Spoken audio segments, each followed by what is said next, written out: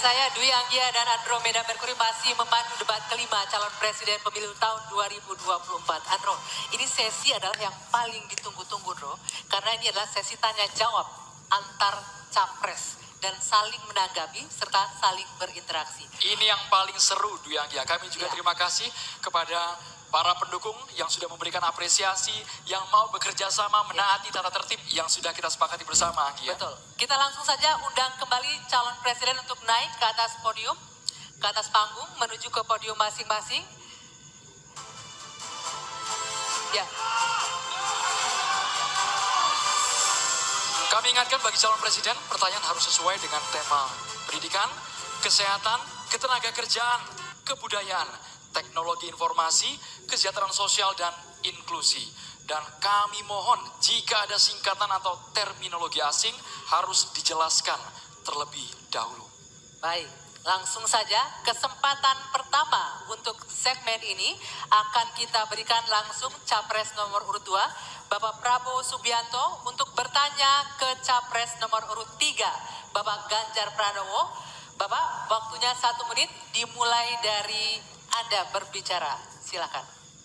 Pak Ganjar, kita mengetahui masalah yang sangat penting dihadapi bangsa kita adalah bahwa banyak sekali anak-anak kita yang kurang gizi, stunting. Saya ingin bertanya, apakah Bapak setuju dengan gagasan saya untuk memberi makan bergizi untuk seluruh anak-anak Indonesia untuk mengatasi masalah stunting dan menghilangkan kemiskinan ekstrim dan juga mengurangi angka kematian ibu-ibu pada saat melahirkan. Terima kasih. Masih ada waktunya? Cukup? Cukup, baik. Silakan Pak Ganjar untuk menanggapi pertanyaan dari Pak Prabowo. Waktunya 2 menit, dimulai dari Bapak berbicara. Kalau ngasih makannya kepada anak-anak untuk mencegah stunting, saya sama sekali tidak setuju, Bapak. Karena Bapak terlambat, Pak. Stunting itu ditangani sejak bayi dalam kandungan, Pak. Ibunya yang dikasih gizi. Kalau kemudian gizinya baik, mereka lakukan cek rutin, ya, maka akan ketahuan bahwa dia, ibunya sehat, anaknya pertumbuhannya dilihat. Kalau Bapak ngasih gizi kepada ibu hamil, itu baru setuju, Pak, saya, Pak. Nah, nanti setelah itu dia akan lahir, ibunya selamat karena diperiksa. Tadi Bapak sampaikan, udah bagus, Pak, tadi pertama, Pak. AKB akan turun, kemudian indeks kita akan bagus, anaknya akan tumbuh. Kalau sudah lahir dan tumbuh, mungkin bukan stunting, Pak, itu gizi buruk. Kalau gizi buruk, Bapak memperbaiki boleh. Jadi jangan sampai confuse antara stunting dan pemberian makan, Pak. Jadi makannya jangan banyak-banyak, nanti kekenyangan. Jangan sampai nanti terjadi obesitas. Ini lebih bahaya lagi nanti. Itu kira-kira yang bisa dilakukan. Jadi mengatasi stunting sejak ibu hamil, bahkan bisa dicegah pada saat anak-anak kita mau menikah, Pak. Periksa kesehatan si calon pengantin perempuan, laki-lakinya juga, maka dia siap menikah, ya. Maka jangan menikah dini. Baru hamil, periksa rutin, kasih gizi, insya Allah, Pak, itu akan melahirkan bayi-bayi yang sehat, yang kuat, dan kemudian kalau itu kurang gizi, baru Bapak benar tadi, Pak. Kasih gizi yang baik agar anak-anak tidak kurang gizi dan dia tumbuh cerdas. Mudah-mudahan menjawab ini, Pak. Terima kasih, Pak. Waktunya? Cukup. Cukup? Baik. Silakan Pak Prabowo untuk menanggapi jawaban dari Pak Ganjar. Waktunya 1 menit, dimulai dari Bapak berbicara. Sebetulnya yang saya sampaikan ya persis itu. Jadi kita belum. Kita beri program kita beri makan ibu yang sedang hamil. Kita beri bantuan gizi ibu yang sedang hamil karena dia mengandung 9 bulan. Tapi memang stunting itu karena kurang gizi, Pak Ganjar. Itu karena ibu dan karena dianya juga kurang gizi, dia stunting. Dan itu terjadi di seluruh bagian dari Indonesia yang saya ketemukan. Anak-anak umur 10 tahun, badannya seperti anak umur 4 tahun. Jadi kita harus intervensi, kita harus kasih bantuan makan, dan juga ini mengurangi kemiskinan. Karena banyak sekali rakyat kita yang penghasilannya hanya 1 juta rupiah sebulan. Jadi kalau tidak dibantu makan anak-anaknya sangat berat hidupnya. Terima kasih. Ya, cukup waktunya ya. Baik, selanjutnya kami persilakan Pak Ganjar untuk menanggapi jawaban dari paslon nomor 2. Waktunya 1 menit, silakan dari sekarang. Jadi maksudnya Bapak mengkoreksi pertanyaan Bapak ke saya ya tadi ya? Tidak. Pak? Oh tidak? Oke. Bapak setuju atau tidak dengan Pak Prabowo, makan siang? mohon gitu? ditahan. Saya izinkan kok Berbicara Bapak, di waktunya biar kita saja nanti. berdebat. Karena Silakan. beliau tidak mengoreksi, saya ingatkan aja pertanyaannya. Bapak mau kasih makan untuk mencegah stunting buat anak-anak. Terlambat Pak itu. Maka saya sampaikan Pak, kalau Bapak mau mencegah stunting Pak, sekali lagi Pak, perhatikan proses menikah Pak. Mulai dari mereka remaja ya, dan kemudian Bapak mesti lihat Pak, perempuan Indonesia, remaja Indonesia itu sebagian besar anemia Pak. Perhatikan itu dulu. Kalau itu sudah, maka dia menikah, perhatikan usianya. 19 tahun usia hari ini adalah menjadi ukuran di mana mereka akan sehat secara mental dan secara fisik. Kalau itu sudah Pak, diperiksakan semua ke dokter, ke rumah sakit dan rutin, itu akan terjaga dengan gizi yang baik yang ada di sana. Itu pendapat saya. Cukup. Waktunya habis Bapak. Terima kasih, Pak Ganjar. Mohon tenang hadirin sekalian. Sekarang kita ke calon presiden nomor urut 1. Maksud kami nomor urut 3, Bapak Ganjar Pranowo. Bertanya ke calon presiden nomor urut 1, Bapak Anies Baswedan. Waktu Pak Ganjar 1 menit dimulai saat Bapak berbicara. Pak Anies, lagi rame kita mau tanya soal bansos. Karena menurut saya bansos ini adalah kewajiban negara dan rakyat berhak mendapatkannya. Tapi kita punya problem. Karena banyak klaim yang diberikan seolah-olah ini bantuan orang per orang atau kelompok. Padahal kita masih punya. Ada data yang tidak valid, ada cara penyampaian yang tidak benar, ada protes yang kemudian tidak terverifikasi atau terrespon dengan baik. Ini yang menjadi pertanyaan saya kepada Pak Anies adalah, menurut Pak Anies kira-kira, bagaimana tata kelola bansos agar 1, tidak saling klaim, 2, bisa tepat sasaran, 3, tidak menimbulkan kecemburuan-kecemburuan, sehingga inilah satu harapan yang betul-betul bisa diterima oleh rakyat. Silakan. Masih ada waktu. Calon presiden nomor urut 1, Bapak Anies Baswedan, menjawab pertanyaan yang disampaikan oleh calon presiden nomor urut 3, Bapak Ganjar Pranowo. Waktu Bapak Anies 2 menit dimulai saat Bapak berbicara. Ya, terima kasih Pak Ganjar. Pertama, kita harus menyadari bahwa yang disebut sebagai bansos adalah bantuan untuk si penerima, bukan bantuan untuk si pemberi. Karenanya, dia diberikan sesuai dengan kebutuhan si penerima. Kalau penerimanya membutuhkan bulan ini, ya diberi bulan ini. Kalau dibutuhkannya 3 bulan lagi, ya 3 bulan lagi. Tidak usah dirapel semuanya. Dijadikan sebagai sesuai kebutuhan.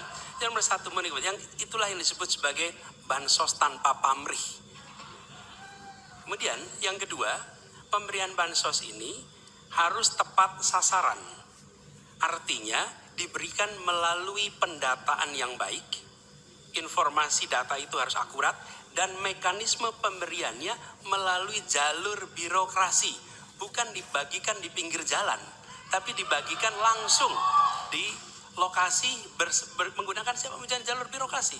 Kemudian yang ketiga, yang tidak kalah penting, ketika kita berbicara tentang bansos ini, harus bansos itu bisa dipastikan mereka yang miskin, prasejahtera itu termasuk di dalamnya. Jangan sampai mereka terlewatkan. Karena itu kami menyusun ini sebagai bagian dari perubahan adalah bansos plus. Angkanya ditingkatkan, yang belum masuk masih miskin dimasukkan dan diberikan bekal pelatihan, pendampingan supaya mereka pelan-pelan bisa mandiri dan hidup lebih sejahtera.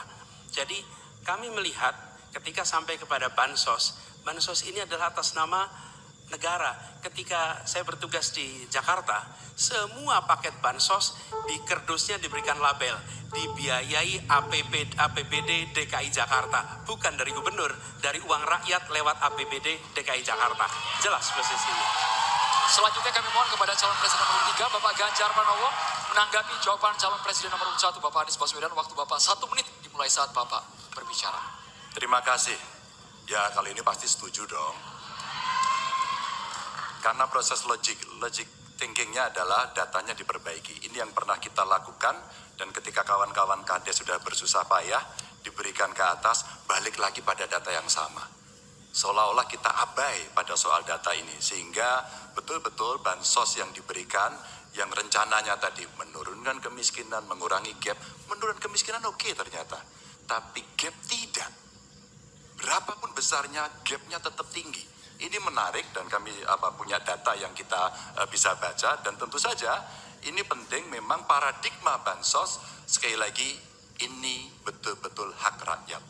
Tugas negara dan pemerintah adalah memastikan itu, bahwa ini adalah tepat sasaran dan tepat waktu. Tadi yang disampaikan betul. Dan kami berusul bantuannya ganti aja deh, bantuan kesra, karena tugas negara itu menciptakan keadilan sosial, bukan menciptakan bantuan sosial. Waktunya habis Bapak. Sekarang Bapak Anies Baswedan untuk langsung menanggapi jawaban dari Bapak Ganjar Pranowo. Waktu Bapak 1 menit dimulai saat Bapak berbicara. Mohon tenang hadirin sekalian. Ya, terima kasih Pak Ganjar. Dan yang dibutuhkan juga Pak Ganjar, kita harus mulai memikirkan opsi bahwa bantuan itu bisa berbentuk cash transfer, mengurangi potensi korupsi dalam pengadaan barang. Karena kita tahu pengadaan bantuan sosial itu pada satu sisi memang membantu, sisi lain ini memberikan usaha pada justru usaha-usaha raksasa, karena yang diisikan di situ adalah produk-produk dari perusahaan-perusahaan raksasa. Dan ini yang menurut saya harus koreksi. Bila bantuan itu diberikan langsung dalam bentuk cash, ini salah satu yang perlu kita pertimbangkan. Mereka langsung gunakan sesuai dengan kebutuhannya. Lalu yang soal data ini sesungguhnya bisa dikerjakan bersama-sama. Kami pernah lakukan di situ, pasti sama nih Banjar, berikan kepada RT, RW, mereka musyawarah mencocokkan siapa dalam daftar itu yang benar, siapa dalam daftar yang keliru.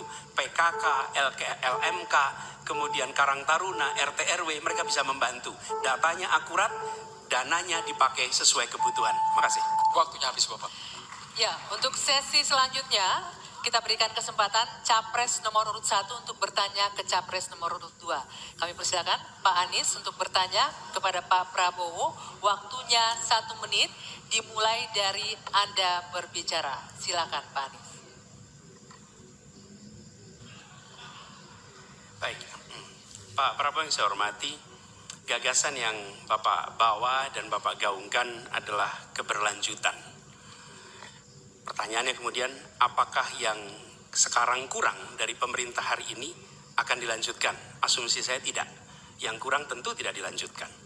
Karena itu pertanyaan yang perlu dijawab adalah terkait dengan persoalan perempuan. Bagi kami persoalan perempuan ini sangat penting. Dan karena tadi tidak ditanyakan di dalam dialog tadi, maka saya merasa perlu untuk mengangkat tema ini, untuk memberikan kepada kita yang nantinya berada di puncak kepemimpinan nasional, memberikan perhatian yang serius pada persoalan perempuan. Ini persoalan yang mendasar. Pertanyaannya Pak, bisakah Bapak jelaskan apa yang kurang dalam pemberdayaan dan perlindungan perempuan sekarang dan bagaimana mengubahnya? Terima kasih Pak. Ya, cukup waktunya. Silakan dijawab Pak Prabowo. Waktu Anda 2 menit untuk menjawab. Dimulai dari Bapak berbicara. Baik, benar sekali ya, kita benar-benar melihat bahwa peranan perempuan sangat penting dalam kehidupan suatu bangsa, dan karena itu fokus saya adalah tadi ya, membantu gizi makan untuk kaum ibu-ibu yang hamil. Kedua, fokus kepada pendidikan.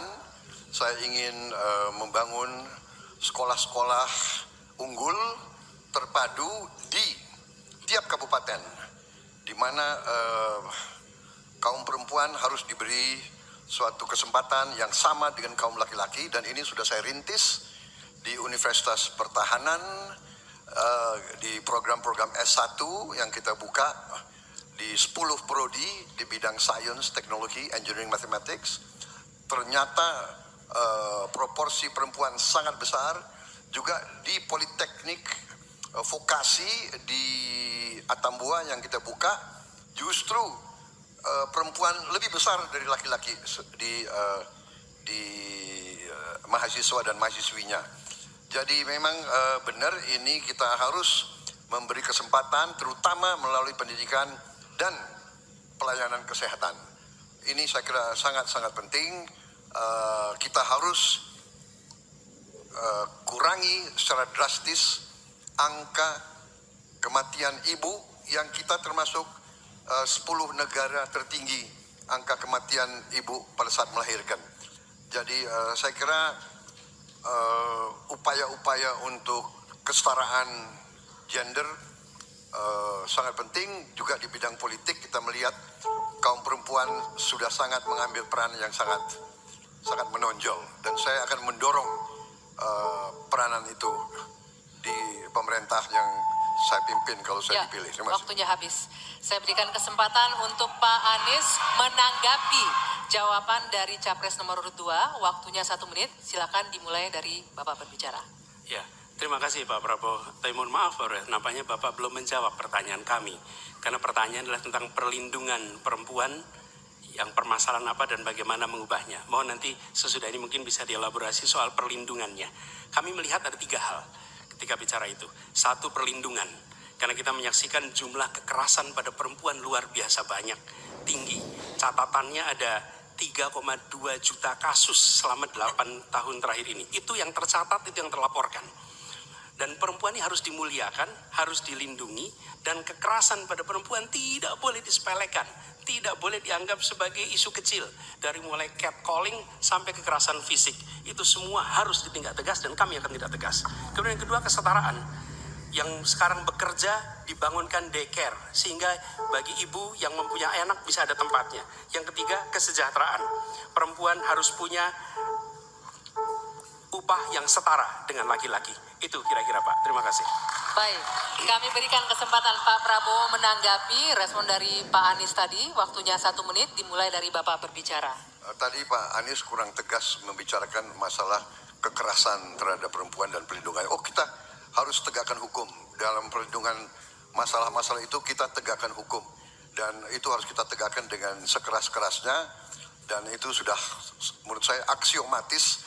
Tanpa kita berpikir panjang, memang itu kita harus lindungi seluruh rakyat kita, apalagi kaum perempuan dari segala bentuk penindasan, kekerasan, eksploitasi, human trafficking, dan sebagainya. Jadi saya sangat-sangat mendorong penegakan hukum yang sekuat-kuatnya dan bantuan kepada lembaga-lembaga event non pemerintah, NGO yang bergerak di bidang perlindungan kaum perempuan. Saya sendiri aktif menyelamatkan kaum perempuan yang bekerja di luar negeri dari tindakan-tindakan kekerasan seperti itu. Terima kasih. Baik. Terima kasih. Hadirin sekalian, sekarang waktunya Bapak Ibu di sini untuk memberikan apresiasi kepada para calon presiden yang telah memasuki sesi tanya jawab dan saling menanggapi. Kami persilakan Bapak Ibu untuk memberikan apresiasi setinggi-tingginya kepada para calon presiden.